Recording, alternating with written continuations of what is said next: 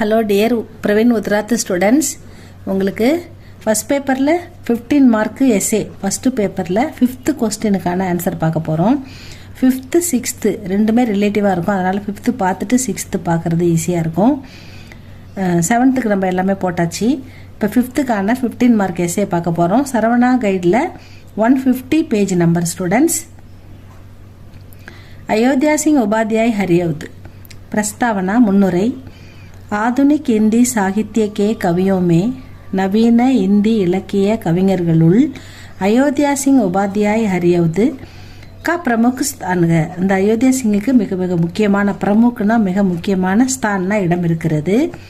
App சம்ஸ்கிருத், அவர் சன்ஸ்கிருதம், உருது மொழி, Farsi அதாவது பாரசீகம், ஃபார்சினா பாரசீகம், உருதுனா உருது மொழி, சம்ஸ்கிருத்னா சமஸ்கிருதம், அங்கிரேஜி ஆங்கிலம், இந்த 4 மொழிகளிலும் கே அச்சே ஞாத்தாத்தே சிறந்த, ஞாத்தானா அறிஞர், அச்சே ஞாத்தானா சிறந்த அறிஞராக இருந்தார்.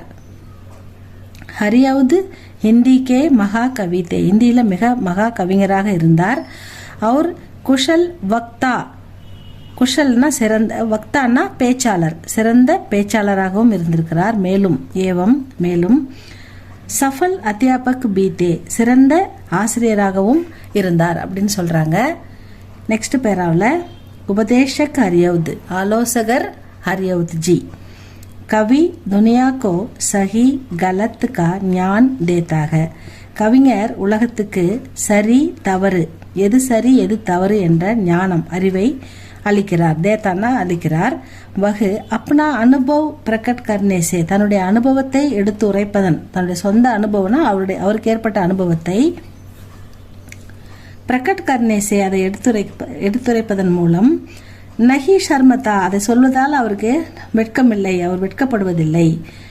ஷர்மதானா வெட்கப்படுதல், கூச்சப்படுவது, வெட்கப்படுறதில்லை. ஏன்னா அவருடைய அனுபவத்தை சொல்றதால அவருக்கு எந்த வெட்கமும் இல்லைன்னு சொல்றாரு.